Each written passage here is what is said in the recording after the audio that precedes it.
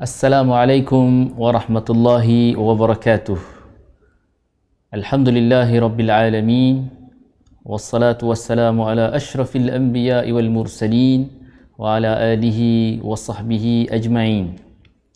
Subhanaka la ilma lana illa ma 'allamtana innaka antal alimul hakim. Rabbi shrah li sadri wa yassir li amri wahlul 'uqdatam min lisani yafqahu qawli. Amma ba'd. Sidang penonton, pendengar yang dirahmati Allah sekalian, alhamdulillah summa alhamdulillah. Syukur kita panjatkan kepada Allah Subhanahu wa taala kerana pada hari yang mulia hari ini kita teruskan lagi dengan program Iqra satu helai satu hari, yang mana pada hari ini kita masih lagi berada pada surah Al-Maidah. Surah Al-Maidah, surah yang kelima. Tetapi kita berada pada juzuk yang keenam, iaitu pada muka surat 112 dan 113. So insya-Allah pada hari ini kita akan sama-sama membacakan surah Al-Maidah pada muka surat 112, iaitu bermula pada ayat 24 sehinggalah kepada ayat 36. Jadi sebelum kita mula membaca muka surat ini, suka untuk saya kongsikan kerana pada muka surat 112 kita ada beberapa ayat yang menceritakan berkenaan dengan anaknya Nabi Adam alaihissalam, iaitu antara kisah yang masyhur iaitu Qabil dan Habil.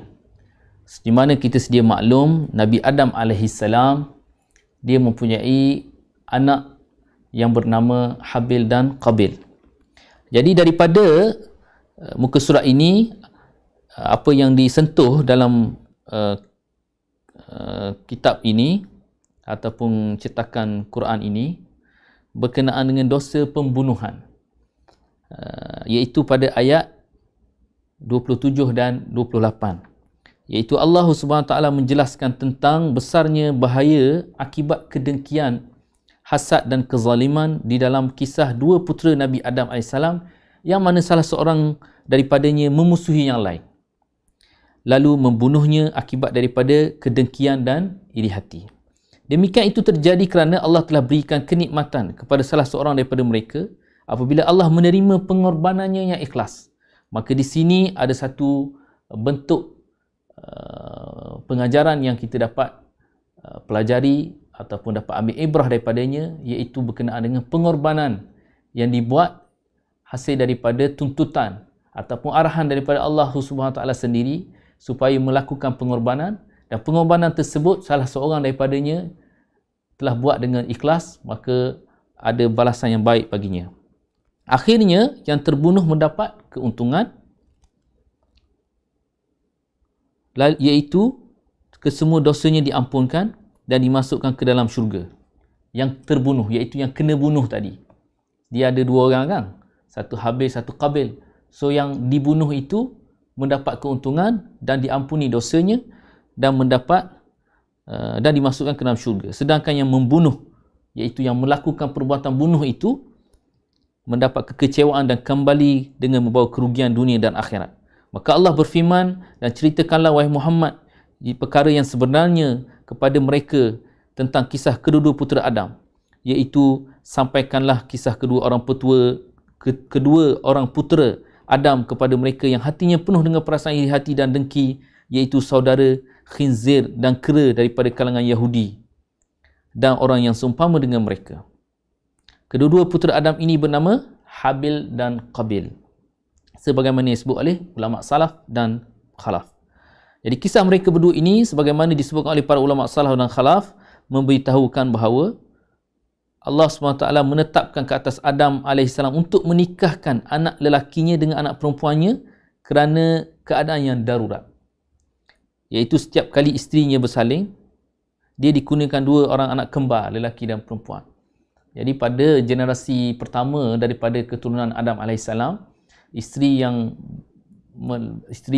kepada Adam AS itu Hawa beranak ataupun melahirkan anak kembar. Setiap kali dia lahir, setiap kali dia melahirkan kembar, iaitu kembar lelaki dan perempuan, kembar tak seiras dalam kategori ataupun istilah sains pada hari ini yang dinamakan kembar tidak seiras.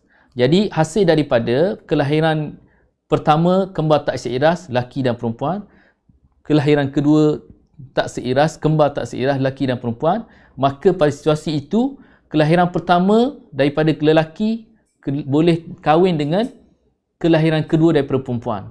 Manakala kembar yang pertama, kelahiran pertama tadi perempuan akan kahwin dengan lelaki daripada kelahiran kedua.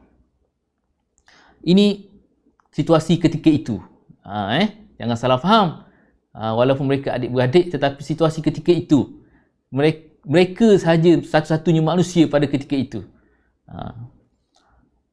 Jadi setiap kali isterinya Adam AS bersalin ataupun melahirkan ataupun beranak, bahasa Terengganu kata, maka dia dikurniakan dua anak-anak kembar, lelaki dan perempuan. So peraturan nikahnya pada ketika itu adalah anak lelaki dinikahkan dengan anak perempuan yang bukan satu kelahiran, bukan sekali lahir, iaitu pada kelahiran kedua atau ketiga dan seterusnya.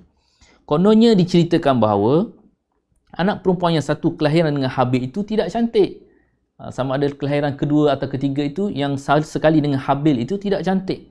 Sedangkan anak perempuan yang satu kelahiran dengan Qabil itu cantik dan bercahaya sehingga Qabil ingin merebutnya daripada Habil. Namun Adam AS tidak merestui perkara itu kecuali dengan syarat, iaitu akan dinikahkan dengannya. Syaratnya iaitu berkorban. So sesiapa yang diterima korbannya, maka perempuan yang satu kelahiran dengan Qabil akan dinikahkan dengannya. Maka kedua-duanya melakukan satu korban, namun ternyata korban yang diterima adalah korban daripada Habil. Maka terjadilah peristiwa sebagaimana yang dikisahkan oleh Allah dalam kitabnya, iaitu pembunuhan tadi. Jenis barang korban kedua orang putera Adam AS itu yang diketahui ramai menurut jumhur ialah Habil berkorban dengan kambing yang gemuk. Ini kisah ataupun penerangan yang diterangkan oleh jumhur ulama berkenaan dengan apa perkara yang mereka telah disuruh untuk berkorban itu. So ceritanya ialah Habil berkorban dengan kambing yang gemuk, sedangkan Qabil berkorban dengan kambing yang kurus. Begitu saja, sikit saja perbezaan. Satu kambing gemuk, satu kambing kurus. Ternyata korban Habil diterima, manakala korban Qabil tidak diterima. So penerangan ini dipetik daripada Ibnu Katsir Tafsirul Quranil Azim jilid 5, muka surat 160-161 dan juga 166. Jadi sedikit berkenaan dengan kisah Habil dan Qabil pada muka surat 112, manakala muka surat 113 berkenaan dengan pembunuhan. Yang mana pembunuhan ini telah berlaku pada zaman Bani Israel. Dan juga peraturan ataupun perintah Allah terhadap pembunuhan yang berlaku ini. Jadi sidang penonton sekalian, mudah-mudahan muka surat 112 yang akan kita bacakan pada hari ini memberi sedikit gambaran berkenaan dengan ayat-ayat yang Allah SWT telah beritahu dalam Al-Quran pada muka surat 112 ini, iaitu pada surah Al-Ma'idah. Al-Fatihah. A'udzu billahi minasy syaithanir rajim. Bismillahirrahmanirrahim. Alhamdulillahi rabbil alamin. Ar-Rahmanir Rahim. Maliki yaumiddin. إياك نعبد وإياك نستعين اهدنا الصراط المستقيم صراط الذين أنعمت عليهم غير المغضوب عليهم ولا الضالين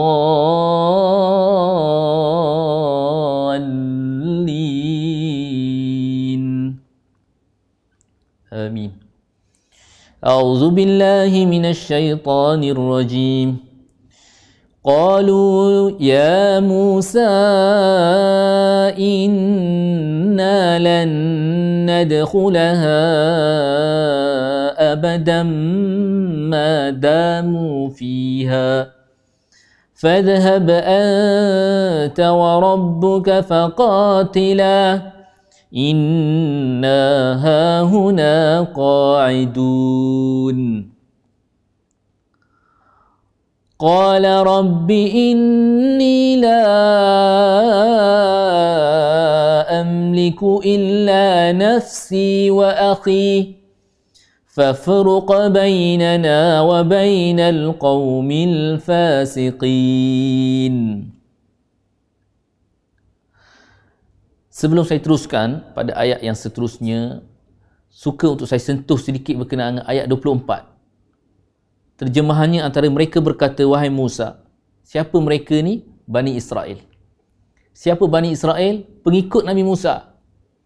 Ketika itu, pengikut Nabi Musa dikenali dengan nama Bani Israel. Jadi mereka kata, wahai Musa, kami sekali-kali pun tidak akan memasukinya selama mana mereka masih ada di dalamnya. Kerana sebelum ini Allah SWT telah memerintahkan Nabi Musa beserta pengikutnya Bani Israel untuk masuk kepada satu tempat, di salah satu tempat di Palestin. Kerana pada ketika itu Palestin dikuasai oleh penjajah. Jadi perintah seterusnya kepada Bani Israel setelah mana diselamatkan oleh Allah daripada bala bencana, diselamatkan daripada Fir'aun, maka mereka kena masuk pada satu tempat, dalam satu tempat yang dinamakan Palestin, dan mereka kena berperang dengan golongan itu, singkirkan ataupun halau penjajah. Kerana itu, pergilah engkau bersama Tuhanmu. Ini perkataan Bani Israel. Betapa sekali mereka, bahasa, kita kata bahasa kampungnya, seolah-olahnya kurang ajar lah, ataupun kurang adab terhadap Nabi mereka sendiri.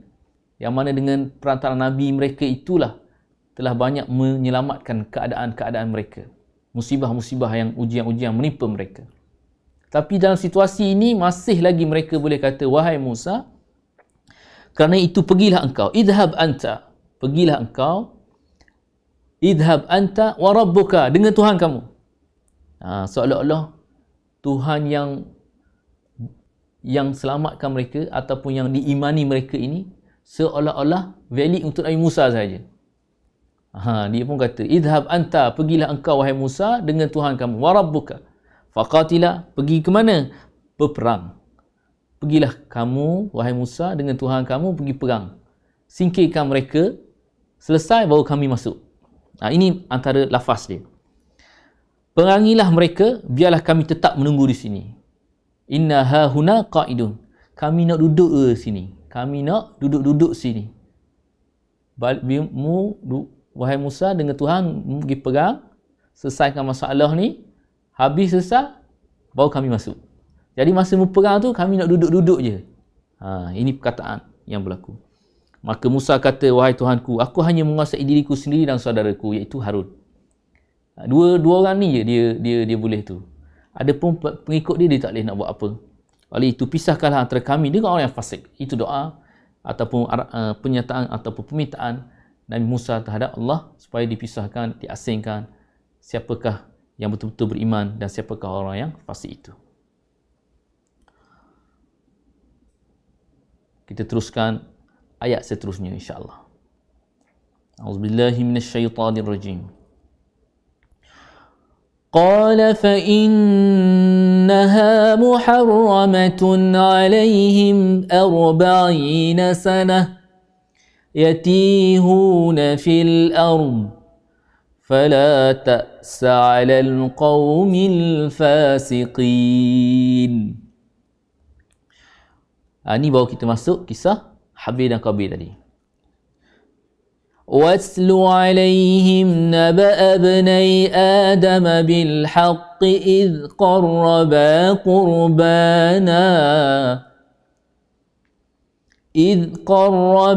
قُرْبَانًا فَتُقُبِّلَ مِنْ أَحَدِهِمَا وَلَمْ يُتَقَبَّلْ مِنَ الْآخَرِ قال لأقتلنك قال إنما يتقبل الله من المتقين.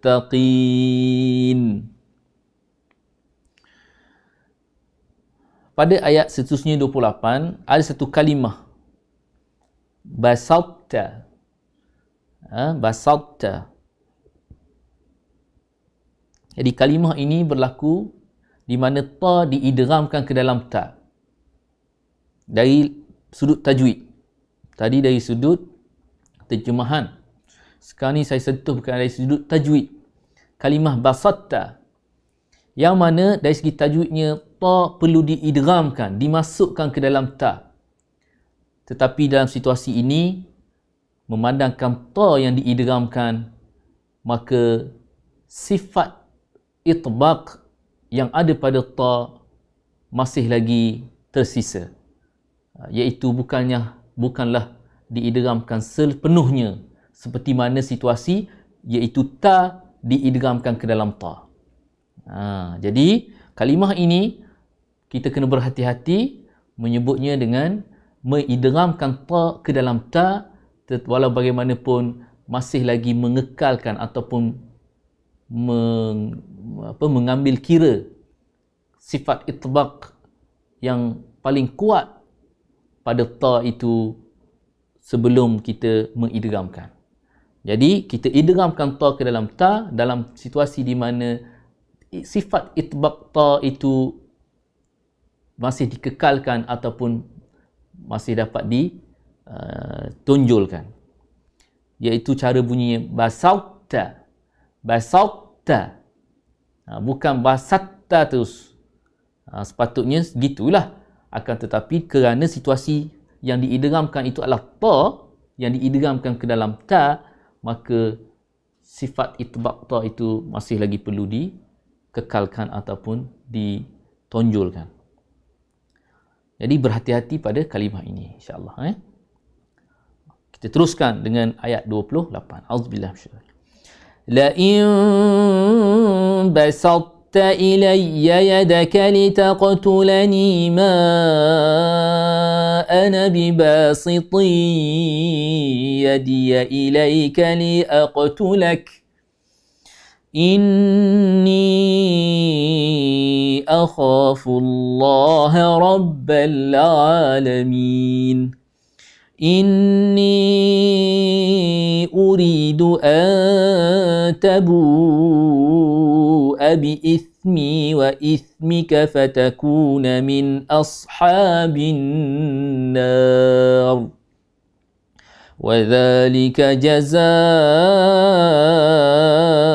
الظَّالِمِينَ فطوعت له نفسه قتل أخيه فقتله فأصبح من الخاسرين فبعث الله غرابا يبحث في الأرض ليريه كيف يواري سوءة أخيه قال يا ويلتى أعجزت أن أكون مثل هذا الغراب فأواري سوءة أخي فأصبح من النادمين.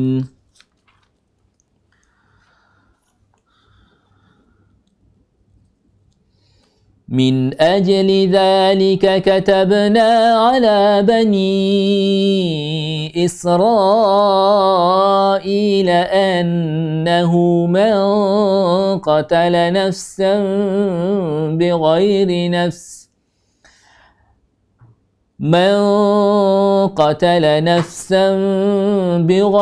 نفس أو فساد في الأرض فكأنما قتل الناس جميعا ومن أحياها فكأنما أحيا الناس جميعا وَلَقَدْ جَاءَتْهُمْ رُسُلُنَا بِالْبَيِّنَاتِ ثُمَّ إِنَّ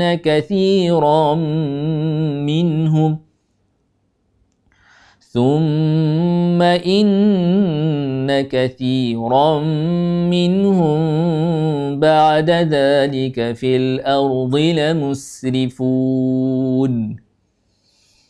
إنما جزاء الذين يحاربون الله ورسوله ويسعون في الأرض فسادا أن يقتلوا أو يصلبوا أو تقطع أيديهم وأرجلهم من خلاف أو ينفوا من الأرض ذلك لهم خزي في الدنيا ولهم في الآخرة عذاب عظيم إلا الذين تابوا